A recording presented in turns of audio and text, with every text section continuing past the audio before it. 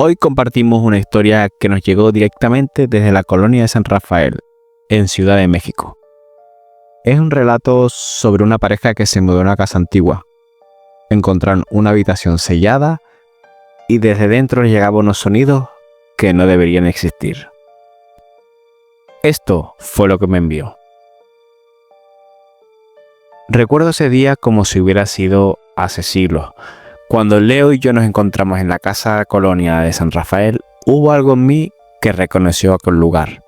No era solo el precio o la estética porfiriana que tanto nos fascinaba, ni siquiera la ubicación que parecía perfecta para empezar de nuevo. Era como si la casa nos estuviera esperando, como si supiera que estábamos a punto de entrar en su historia y que, de alguna forma inexplicable, nuestras vidas quedarían entrelazadas con la suya. Habíamos pasado casi 2 años en una búsqueda interminable, saltando de departamento en departamento, visitando casas que se escapaban de nuestro presupuesto, o que simplemente no tenían alma. La casona era diferente. A pesar de su abandono evidente, tenía un aura única. Los vitrales rotos filtraban la luz con un tono nostálgico que hacía que el polvo flotara en el aire como pequeños fantasmas de otra época. El patio central, aunque cubierto de hojas secas y hierbas, prometía tardes interminables de calma y una conexión con el pasado que me fascinaba. La inmobiliaria nos advirtió que la casa llevaba más de 15 años deshabitada. Eso no me asustó, al contrario, reforzó la sensación de estar ante un tesoro olvidado. Lo que sí me resultó extraño fue esa habitación en el segundo piso, completamente sellada con concreto, sin ventana ni puerta visible. La pared sólida que bloqueaba el acceso parecía un muro físico y simbólico. Intenté imaginar qué habría detrás, qué secretos intentaban esconder.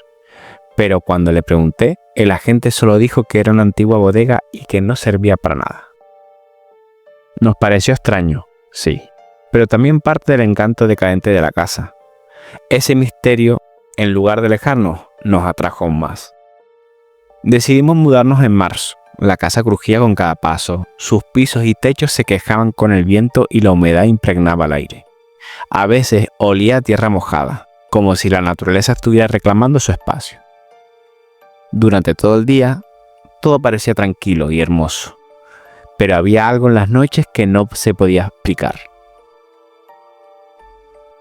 Las primeras semanas en la casa fueron un torbellino de emociones encontradas. Durante el día, la casa parecía nuestra aliada.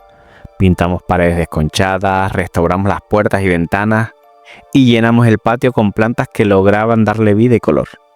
Las plantas se aferraban a la tierra seca, como nosotros nos aferramos a la idea de construir un hogar. A la luz del sol, cada rincón parecía cobrar un sentido casi mágico. Pero el día no dura siempre, y cuando caía la noche, la atmósfera cambiaba. Los ruidos empezaron de manera sutil, apenas se podían percibir.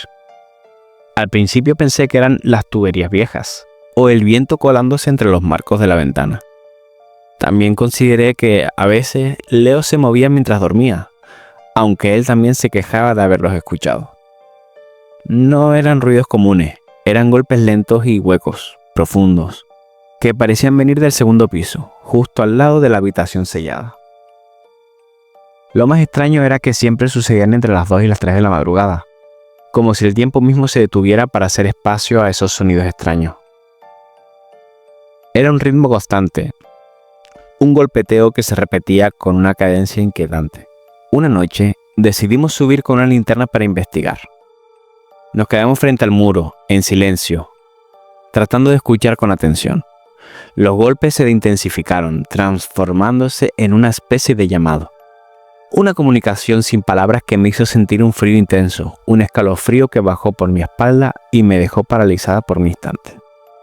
Leo se mostró nervioso pero trató de reírlo, mientras yo sentía que algo invisible me tocaba.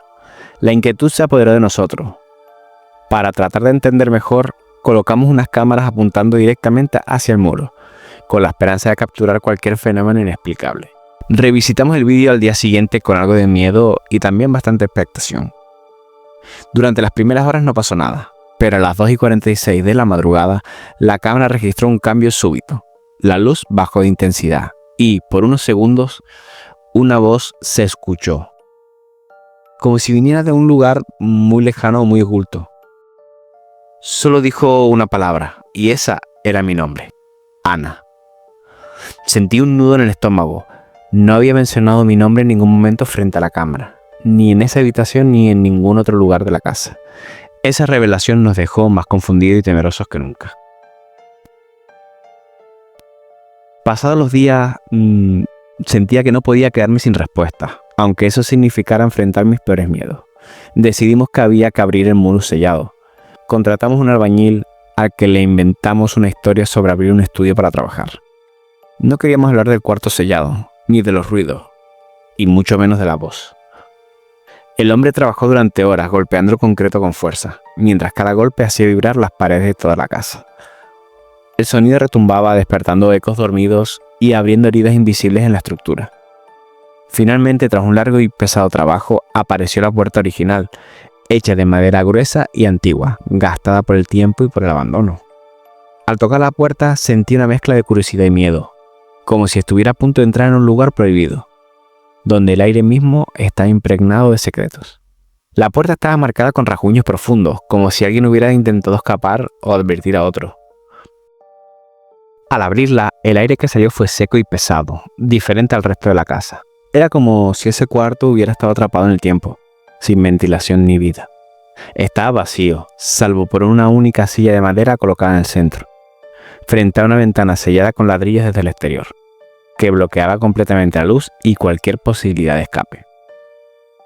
Lo que más me heló la sangre fueron las palabras grabadas en una pared, hechas con uñas o con un cuchillo. Aquí no estoy sola. La frase parecía una advertencia o una confesión desesperada. Esa noche la tensión entre Leo y yo explotó. Yo quería irme, tomar distancia, escapar de ese lugar que ya no me parecía un hogar. Él insistía en quedarse, en enfrentar lo que fuera, y me acusó de dejarme llevar por la imaginación. Al final terminamos durmiendo en habitaciones separadas. La distancia física reflejaba la creciente distancia emocional que teníamos entre los dos. A las 4 de la madrugada, mientras intentaba dormir, escuché pasos en el segundo piso.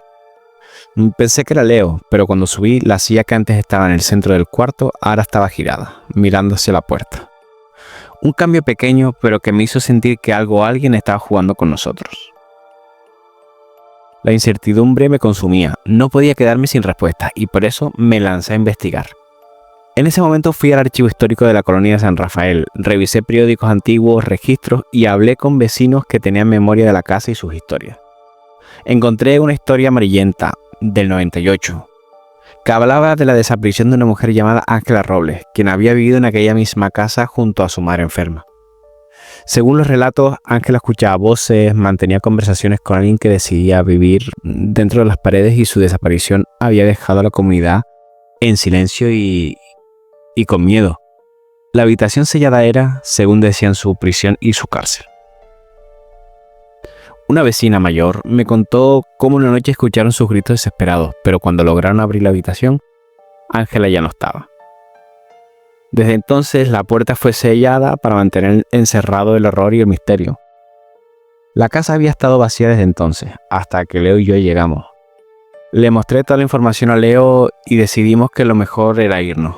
Empacamos apresuradamente y dormimos en la sala, listos para salir al amanecer y dejar atrás esa casa que ya no era un refugio, sino una prisión invisible. Pero durante la madrugada no nos permitió irnos en paz. A las 3 de la mañana Leo se levantó sin decir palabra y subió al segundo piso. No escuché ningún movimiento hasta las 3:26, cuando un grito seco y corto me despertó de un sobresalto. Corrí hacia arriba encontrándolo parado frente a la puerta sellada. La silla estaba de nuevo en el centro de la habitación, pero lo más aterrador fue cuando me dijo que había visto a alguien sentado ahí. Esa persona era yo. Yo nunca entré en ese cuarto.